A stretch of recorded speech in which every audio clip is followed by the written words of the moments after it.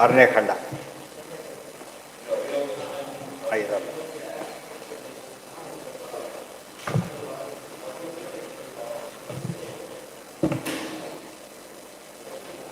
ಅವ್ರಿಗೆ ಗುರುಕುಲ ವಾಸ ಮಾಡಿ 12 ವರ್ಷ ಓದ್ತಾರಲ್ಲ, ಮನೆ ಟಚ್ ಬಿಟ್ಬಿಟ್ಟಿದ್ರು, ಮನೇಲಿ ಇರೋದೇ ಇಲ್ಲ ಅವರು. ಎಲ್ಲ ಗಟ್ಟಿಯಾಗಿ ಕೂತಿರುತ್ತೆ. ಆಮೇಲೆ ಏನು ಮಾಡಿದ್ರು ಕೂಡ ಏನಾಗಲ್ಲ, ಮನಸ್ಸು ಡಿವೇಟ್ ಆಗುತ್ತೆ ಅಂತ. ಈ ಲೌಕಿಕದಲ್ಲಿ ಏನಾಗುತ್ತೆ, ಮನೆ ಅವರು ಅಲ್ಲಿದ್ದು ಹೋದ ವಿದ್ಯೆಗಳೇ ಅಲ್ಲ ಇವೆಲ್ಲ, ಮನೆ ಇರಬೇಕಾಗಿಲ್ಲ. ಅದಕ್ಕೆ ಏನು ಮಾಡಿ ಗುರುಕುಲ ವಾಸ ಕಂಪಲ್ಸರಿ ಮಾಡಿದ್ರು. ಪೂರ್ತಿ ಅದು ಅಕಸ್ಮಾತ್ ಪೂರ್ತಿ ಚೇಂಜ್ ಆಗಿಬಿಟ್ಟಿರುತ್ತೆ. ಅದರಲ್ಲಿ ಪೂರ್ತಿ ಗಟ್ಟಿಯಾಗಿಬಿಡ್ತಾರೆ. ಅದು ಈ ಕಡೆ ಅಟ್ರಾಕ್ಷನ್ ಬರೋದೇ ಇಲ್ಲ ಅವರು, ಆಯಿತಾ. ಇದು ನಮ್ಮದು ಹಾಗಲ್ಲ, ಪಾರ್ಟ್ ಟೈಮ್ ಓದ್ತಾರೆ ಜ್ಞಾನ ಬಿಡ್ತಾರೆ ಅಂದರೆ ಪಾರ್ಟ್ ಟೈಮ್ ಜ್ಞಾನ ಬರುತ್ತೆ ಅಷ್ಟೇ, ಅವ್ರು ಫುಲ್ ಟೈಮ್ ಬರೋದೇ ಇಲ್ಲ. ಕುತೋ ಭೂತಶ್ಚ ಭವನಂ ಸ್ವರೂಪಶ್ಚೈಕ್ಯಮೇವ ಹಿ. ಇನ್ನು ಏಕೀಭವಂತಿ ಅಂತ ಹೇಳಿದ್ರಲ್ಲ, ನೀವೇನು ಅರ್ಥ ಮಾಡಿದಿರಿ, ಬೇರೆ ಅರ್ಥ ಮಾಡಿದಿರಿ. ಅರ್ಥನೇ ಯಾಕೆ ಮಾಡಬಾರ್ದು? ದೇವ್ರ ಜೊತೆ ಒಂದಾಗ್ಬಿಡ್ತಾನೆ ಅಂತ ಕೇಳಿದ್ರೆ ಹೇಗೆ ಬರ್ತೀನೇ ಯೋಚನೆ ಮಾಡು. ಕುತೋ ಅಭೂತಶ್ಚ ಭವನಂ ಸ್ವರೂಪಶ್ಚೈಕ್ಯಮೇವ ಹಿ. ಇಲ್ಲದೆ ಇರೋದು ಆಗಲಾರದ್ದು ಹೇಗೆ ಬರುತ್ತೆ ಅವನಿಗೆ?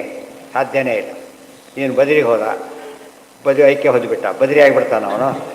ಹೋಗಿ ಯಾರು ಹೋಗ್ತಾರೇ ಇರಲಿಲ್ಲ, ಅದು ಬೇರೆ ಜೊತೆ ಎರಡೆರಡು ಲಾಸ್ ಇರ್ತೀವಿ, ಅದು ಸಾಧ್ಯ ಇಲ್ಲ. ಎಲ್ಲೂ ಕೂಡ ಯಾವ ವಸ್ತುವನ್ನು ತಿಳಿತಾನೋ ಆ ವಸ್ತುವನ್ನು ಹೊಂದುತ್ತಾನೆ ಅಂತಾರೆ ಹೊರತು ಅದೇ ಆಗ್ತಾನೆ ಅಂತ ಯಾರು ಹೇಳೋದಿಲ್ಲ. ಲೋಕದ ವ್ಯವಹಾರನೇ ಆಗಿಲ್ಲ ಅಂತ ಹೇಳ್ತಾನೆ. ಅಥವಾ ನದೀನಾಂ ಜೀವಾನಾಂ ವಿರುದ್ಧಾನಾಂ ಋಣಾಮಪಿ. ನದಿಗಳು ಅದೇ ರೀತಿಯೇ, ಸಮುದ್ರ ಸೇರಿದ್ರೆ ಏನಾಗೋದಿಲ್ಲವೋ ಸಮುದ್ರ ಆಗೋದಿಲ್ಲ. ಅದೇ ರೀತಿಯೇ ಜೀವರು ಹಾಗೇನೆ. ಅಬ್ಧಿನ ಹರಿಣ ಚೈವ ತಥೈವ ಚ ನರಾಂತರೈ. ಅಲ್ಲಿ ದೇವರೊಂದಿಗೂ ಐಕ್ಯ ಇಲ್ಲ, ಸಮುದ್ರದೊಂದಿಗೂ ಐಕ್ಯ ಇಲ್ಲ, ಇನ್ನೊಬ್ಬರೊಂದಿಗೂ ಐಕ್ಯ ಇಲ್ಲ. ಏಕೀಭಾವಸ್ತು ಸಂಶ್ಲೇಷೋ ವಿರೋಧಶ್ಚ ಚ ವರ್ಚ. ಕ್ಲೋಸ್ ಆಗಿರೋದು ಅಷ್ಟೇ ಅರ್ಥ ಹೊರತು ಏನಲ್ಲ ಅದೇ ಆಗೋದು ಅಂತ ಅರ್ಥ ಅಲ್ಲ. ಬೆಂಗಳೂರು ಬಂದು ತಿಳಿದೇನು ಬಿಡ್ತಾರೆ, ಬರ್ತಿರ್ಲಿಕ್ಕೇನೆ ಅಲ್ಲಿ ಹಿಡಿದ್ಬಿಟ್ರೆ ಗೋವಿಂದ, ಇನ್ನೂ ಎಷ್ಟೋ ದೂರ ಬರಬೇಕು ಅವರು. ಅಲ್ಲಿ ಬೇರೆ ಊರಿಗೆ ಬಂದು ಚಾರ್ಜ್ಗಿಂತ ಈ ಚಾರ್ಜ್ ಜಾಸ್ತಿ ಆಗಿಬಿಡುತ್ತೆ. ಆದರೆ ಬಂತು ಅಂತ ಹೇಳ್ತಾರೋ ಇಲ್ಲ, ಅದಕ್ಕೂ ಇದೇ ಬೆಂಗಳೂರು ಹಿಡಿದೆ ಅಂತ ಹೇಳ್ತಾರಲ್ಲ, ಆ ರೀತಿ ಆ ಮಟ್ಟಿಗೆ ಐಕ್ಯನೇ ಹೊರತು ನಿಜವಾದ ಐಕ್ಯ ಅಲ್ಲ. ಅದು ಅತಿ ಹತ್ತಿರ ಅಂತ ಅರ್ಥ ಮಾಡಿ. ಹರೇರಪಿ ಸ್ವರೂಪಾಣ. ನಮ್ಮನ್ನು ಹೇಳ್ಬೇಕಾದ್ರೆ ಹೇಳ್ತಾರೆ, ಸರ್ಕಲ್ನಲ್ಲೇ ನಮ್ಮ ಮನೆ, ಇನ್ನೂ ಉಳ್ಕೊಂಡಿದ್ದಾರೆ ಮನೆ, ಹಾಗೆ ಎಷ್ಟು ಜನ ಹೋಗಿರ್ಬೇಕಲ್ಲ ಅಂತ ಕೇಳಿ, ಸರ್ಕಲ್ನಲ್ಲೇ ಮನೆ. ಅದೇ ಮತ್ತೆ ಇನ್ನೂ ಹೇಳಕ್ಕೆ ಹೋದರೆ ದೇವರಾಡೆ ಬೇರೆ ಇಟ್ಕೊಳ್ಬೇಕಾದ್ರೆ ಅಂದರೆ ವೆರಿ ಕ್ಲೋಸ್ ಅಂತ ಅರ್ಥನೇ ಹೊರತು ಏನಲ್ಲ ಅದು. ಅದಕ್ಕೇನೆ ಅರ್ಥ ಹೇಳೋದು ಸಾರಸ್ಯ. ಗಂಗಾಯಾಮ್ ಘೋಷ ಅಂತ ಹೇಳಿದಾಗ ಹೇಗೆ ಅರ್ಥ ಮಾಡಿದ್ರೆ ಹಾಗೆ ಅರ್ಥ ಮಾಡಬೇಕು.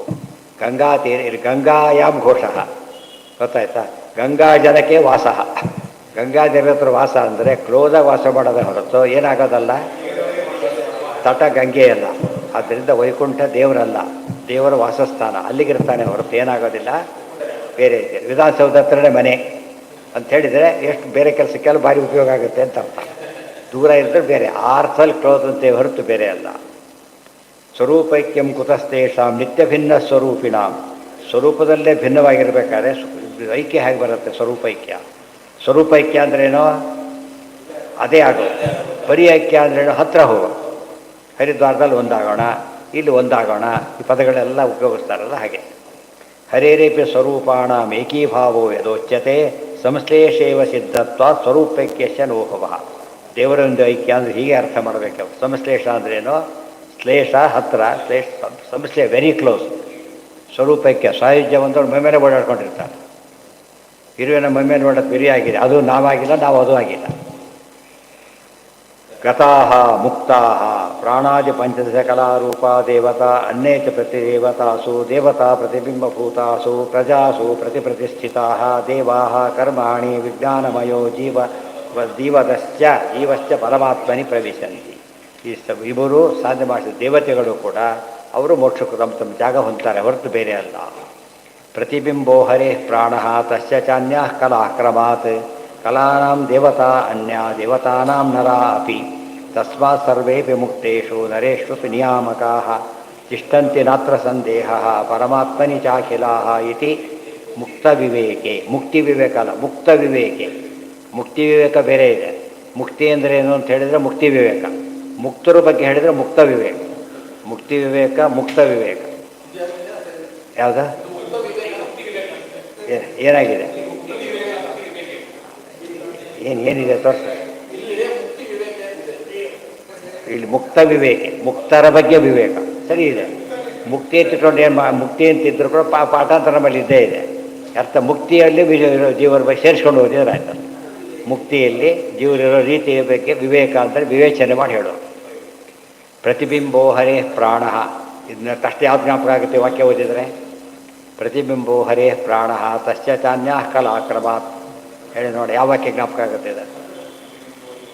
ಪ್ರತಿಬಿಂಬ ಹರೇ ಪ್ರಾಣ.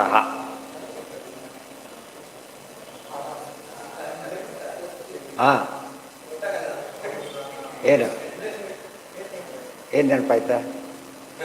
ಆಭಾಸಗೋಶ್ಯ ಪವನಃ ಪವನಸ್ಯ ರುದ್ರಃ. ಅದಕ್ಕೆ ಪ್ರತಿಬಿಂಬ ಅಂದರು. ಪ್ರತಿಬಿಂಬೋ ಹರೇ ಪ್ರಾಣ, ಆಭಾಸ ಅಂದರೆ ಪ್ರಾಣ. ಆ ಶ್ಲೋಕ ತ್ಯಾಡ್ ಮಾಡ್ಕೋಬೇಕು ಪ್ರಮಾಣ. ಅನ್ಯಾಹ ಕವದವರೆಲ್ಲ ಅದೇ ರೀತಿಯಲ್ಲಿ ಪ್ರತಿಬಿಂಬರು. ಬಿಂಬ ಪ್ರತಿಬಿಂಬ. ಮೇಲವರೆಲ್ಲ ಏನೋ ಬಿಂಬರೆಣಿಪೇರು ಸೋತ್ತಮರು, ಪ್ರತಿಬಿಂಬರೆಣಿಪೇರು ಸಾವರರು. ಆದ್ದರಿಂದ ಆಬ್ಸಲ್ಯೂಟ್ ಬಿಂಬ ಅಂದರೆ ಯಾರು? ದೇವರು. ಆಬ್ಸಲ್ಯೂಟ್ ಪ್ರತಿಬಿಂಬ ಅಂದರೆ ಲೋಯೆಸ್ಟ್. ಆಬ್ಸಲ್ಯೂಟ್ ಪ್ರತಿಬಿಂಬ ಲೋಯೆಸ್ಟ್. ಮತ್ತೆ ಎಲ್ಲ ಅದು ಡಿಪೆಂಡೆಂಟ್ ಆ ಥರ. ಲೋಯೆಸ್ಟ್ ಇದ್ದಾರೆ. ಯಾಕಿಲ್ಲ ಲೋಯೆಸ್ಟ್ ಲೋಟ ಪೇಮೆಂಟ್ ಪೋಸ್ಟ್ ಇದೆ, ಅದು ಲೋಯೆಸ್ಟ್. ಅದು ಹೇಗೆ ಆ ಥರ ಹೇಳ್ಬೋದು, ಏನು ತಪ್ಪಿಲ್ಲ. ನಮ್ಮಲ್ಲಿ ಜೀವಿಗಳೆಲ್ಲ ಇದ್ದಾರಲ್ಲ ಲೋಯೆಸ್ಟು.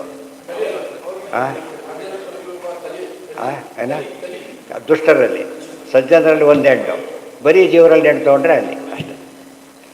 ತಸ್ಮಾತ್ ಸರ್ವೇಪಿ ಮುಕ್ತೇಷು ನರೇಶ್ವಪಿ ನಿಯಾಮಕಾಃ ತಿಷ್ಠಂತಿ ನಾತ್ರ ಸಂದೇಹ ಪರಮಾತ್ಮನಿ ಚಾಖಿಲಾಃ. ಅದರಿಂದ ಎಲ್ಲ ಮುಕ್ತರು ಕೂಡ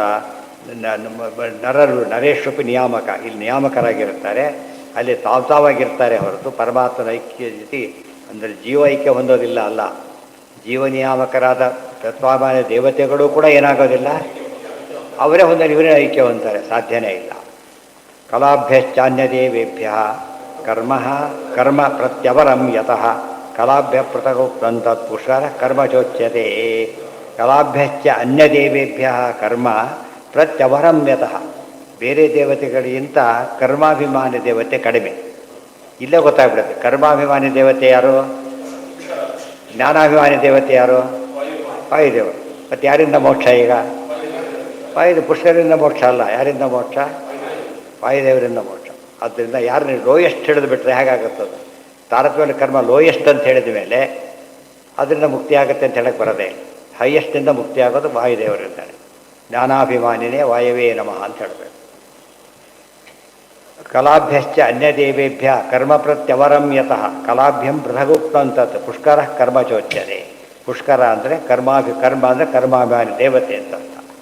ಅನ್ಯಥಾ ಗತಾ ಭವಿಷ್ಯಂತೀತಿ ಅಧ್ಯಾಹಾರೋ ದೋಷಃ ನ ಚ ಮೂಲರೂಪಾಣಿ ಪ್ರತಿದೇವತಾ ಇತ್ಯುಚ್ಯಂತೆ. ದೇವಾನಾಂ ಪ್ರತಿರೂಪ ಶಬ್ದಬದ್ಧಿ ಪ್ರತಿದೇವತಾ ಶಬ್ದ. ಅಲ್ಲಿ ಬೇರೆ ಡಿಸ್ಕಷನ್ ಮಾಡ್ತಾರೆ. ಐಕ್ಯನೇ ಅಂತ ಯಾಕೆ ಅರ್ಥ ಮಾಡಬಾರ್ದು ಅಂದರೆ ದೋಷಗಳೆಲ್ಲ ಹೇಳ್ತಾರೆ. ನಾಳೆ ಇಷ್ಟು ಇದು ಅರ್ಥ ಹೇಳಬೇಕು ಅಂತ ತೀರ್ಮಾನ ಇದೆ. ಬೇರೆ ಅರ್ಥ ಯಾತಕ್ಕೆ ಹೇಳಬಾರ್ದು ಅಂತ ಹೇಳ್ತಾರೆ. ಅವಾಗ ಹೇಳಿದ ಅರ್ಥ ಮತ್ತೆ ಗಟ್ಟಿಯಾಗತ್ತೆ. ಸರ್ವೇಂದ್ರಿಯ ಪ್ರೇರಕೇಣ ಶ್ರೀ ಪ್ರಾಣಪತಿ ನೇರಿತಃ ಯದವೋಚಮಹಂ ತೇನ ಪ್ರಿಯತಾಂ ಕಮಲ.